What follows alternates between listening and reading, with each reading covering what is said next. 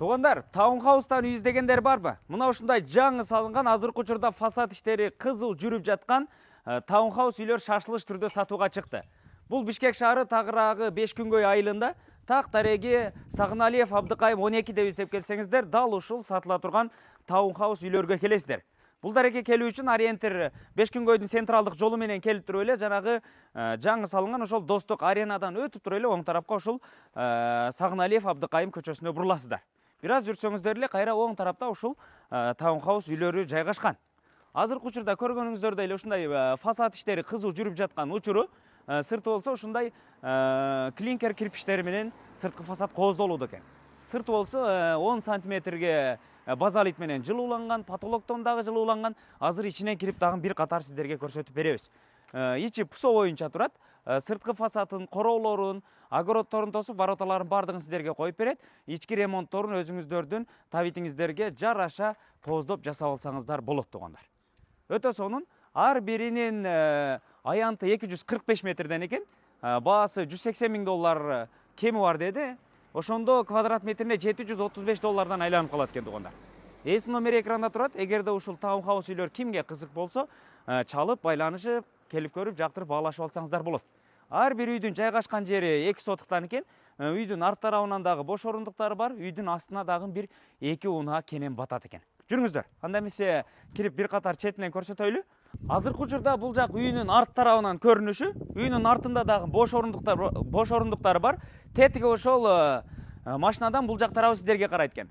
Артына дагы бир тапчанды коюп, сырткы очокторду куруп, өзүңүздөргө ылайыктуу бир шартты түзүп алсаңыздар болот. Бул тарабынан үйүн астына өтүп туруп сиздерге бир катар көрсөтөйлү. Мынакей азыркы учурда уста агаларыбыз сырткы фасадтарын ушундай клинкер кирпичтери менен кооздоп жасап жаткан учуру. Алсаңыздар сиздерге мындайча айтканда сырткы фасадтарын, короолорун тосуп, анан кыскасын айтканда сырткы ремонтторун бардыгын бүтүрүп берет экен тугандар. Анан ички ремонтторун өзүңүздөрдүн табитиңиздерге жараша жасап алсаңыздар болот. Үйүнүн астына дагы бир 2 унаа кенен батат. Ар бир үйдүн ортолору бүт короолоруңуздар тосулат да. Астына 2 унаа кенен батат экен. Буга чейин дагы сүрөттөрү бар. Ошолорун дагы бир катар видеого кошуп койдук, көрсөңүздөр болот. Мынакей, асты тарабынан көрүнүшү көрдүңүздөр. Азыр мындай четинен айланып сырткы фасады жасалып келип жаткан учуру. Ичиндеги перегородкалары, бөлүнгөндөрү бардыгы бири-бирине окшош тугандар. Көрдүңүздөрбү мынакей? Базалит менен ушундай 10 сантиметрлик базалит менен жылууланган. Бышкан кирпичтен салынган тугандар, көрдүңүздөр. Негизинен бул үйгө бардык строй материалдар качественнелери тандалып, келинип, качественный салынып жаткан үй. Эч кандай стройка жагынан коркпой эле ала берсеңиздер болот. Терезелери, эшиктери бардыгы алюминий профилдеринен жасалган, мультифункционалный, анан могу айнектери дагы сырттагы ысыкты ичке киргизбей, анан сырттагы ичтеги жылуулукту дагы сыртка чыгарбайт экен тугандар. Көрдүңүздөр, кире бериш жайы, бул жер коридор болуп калат. Туш тарапта эле жуунуучу бөлмө болуп калат экен бул жагы. Андан бери келсеңиздер, 2-нчи кабатка чыккан, 3-нчи кабат мансард тиби болуп калат экен, ал тарапка чыккан лестницасы. Бул тарабы болсо, мынакей. Көрдүңүздөр, бул жак ашкана бөлмөсү болуп калат. Терезелери бардыгы коюлган. Анан бул жак тарабынан подвалга түшсөңүздөр дагы болот. Азыр аны дагы бир катар сиздерге кирип көрсөтөбүз. Бул жак жагы кенен болгон конок бөлмө, зал. Чоң терезеси коюлган. Анан үйдүн арт тарабындагы бош орундукка жанагы очокторду ушул тарапка кура турган болсоңуздар, ушул жерден эшиктен чыксаңыздар болот. Бул жагына сиздерге лестницалардын дагы бардыгын жасап берет, сыртка чыккан. Көрдүңүздөр, биринчи кабат менен экинчи кабаттын ортосу, экинчи кабат менен үчүнчү кабаттын ортосу бардыгы ушундай монолит куюлуп жабылган. Плита перекрытие эмес тугандар. Көрдүңүздөр, жүрүңүздөр, подвалга бир катар түшүп чыгайлы, анан экинчи кабаты, үчүнчү кабат мансард кабатын дагы сиздерге көрсөтөбүз. Бул жагы тугандар мынакей. Подвалга түшкөн лестницалары, экинчи кабат, үчүнчү кабатка чыккан лестницалары бардыгы ушундай темирден жасалган. Подвалы дагы кенен, көрдүңүздөр, Бул жагын көрдүңүздөр. Бул жагына жанагы газ котелдорун, топканы ушул тарапка жайгаштырып койсо болот экен да.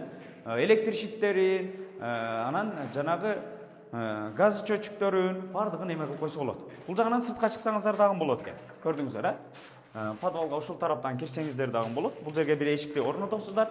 Анан бул жак жагы дагы бир бөлмө. Бул жагы дагы кенен тугандар. Көрдүңүздөрбү? Мынакей. Бул жерге өзүңүздөр үчүн бир теннисный столбу, бильярдный столбу орнотуп койсоңуздар болот да, же болсо жанагы игрушкаларды коюп, ошо балдарга игровой зал кылып койсоңуздар дагы болот экен да. Жүріңіздер, эми экинчи кабатка, үчүнчү кабатка чыгып сиздерге ал тарабын деле көрсөтөйүн.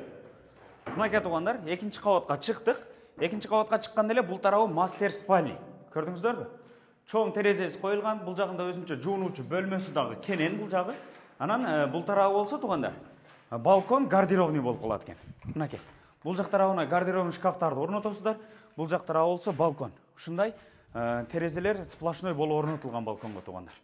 Көрдүңүздөр, өтө сонун экен. Экинчи кабатка чыкканда эле оң тараптагы бөлмө туугандар мастер спальня болуп калат. Көрдүңүздөрбү? Бул жагы кенен. Бутышкалардын ордулары бардыгы калтырылган. Бул жагынан чоң терезеси коюлган. Бул тарабынан жуунуучу бөлмөсү. Бул жак тарабы да жуунуучу бөлмөсү дагы кенен. Андан бери бул жак жагы балкону гардеробный бөлмө болуп калат экен. Бул жагына гардеробный шкафтарды орнотосуздар. Бул жагы балкон. Ушундай сплошной терезе. Бул жагында витти көрдүңүздөрбү? Өтө сонун. Ушул жерде эле бул жактын кооздугун карап эс алып олтурсаңыздар болот. Үйдүн астына дагы ошол 2 унаа кенен батат. Алып эле өзүңүздөрдүн табитиңиздерге жараша жаккандай ремонт кылып алып жашасаңыздар болот туугандар. Бул жагын көрдүңүздөр, жуунуучу бөлмө болот. Общий. Андан бери 2 детский бөлмө бул жак жагы. Көрдүңүздөр, чакан болгон. Күнчыгыш тарабынан терезеси коюлган.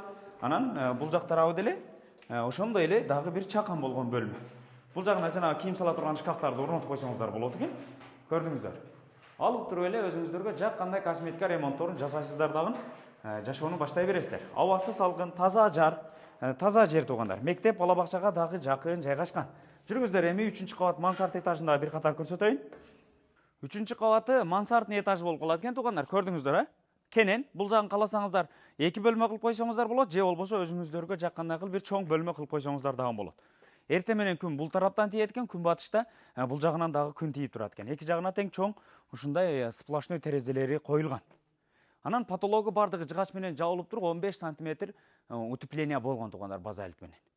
Бул жер негизинен салкын экен, бул терезелер дагы жанагы ошол сырттагы ысыкты ичке өткөрбөгөн. Анан күн ысыкта деле бул жактан күн тийип турса, терезени кармасаңыздар муздак бойдон турат.Ысыкты киргизбейт экен туугандар. Профилдери бардыгы ушундай алюминийден жасалган. Кыскасын айтканда ушул үйлөрдүн бардыгы ушу окшош, келип туруп тандап жакканды баалашып алсаңыздар болот. Ар биринин жалпы аянты 245 метр квадраттан, баасы $180,000 деп бааланууда. Ошондо квадрат метри $735 болот экен туугандар. Кимге кызык болсо, ээсинин номери экранда турат, түз эле чалып байланышсаңыздар болот туугандар. Анан айта кетчү нерсе, ар бир үйдүн өзүнүн тех паспорту, өзүнүн кызыл китеби өз-өзүнчө туугандар. Ар бири ошол 2 сотук жер аянтында жайгашкан. Мына ушундай туугандар. Ээсинин номери экранда турат, түз эле чалып байланышып, кимге ушундай таунхаус үйлөр кызык болсо, керек болсо баалашып алсаңыздар болот туугандар. Бул так тарегиндагы бир катар айта өтө турган болсок, Бишкек шаары Бешкөнгөй айылы Сагыналиев Абдыкайым 12-чи дарек болуп калат туугандар. Алыңыздар, өзүңүздөргө жаккандай ремонт кылып алып, жашоону кечирсеңиздер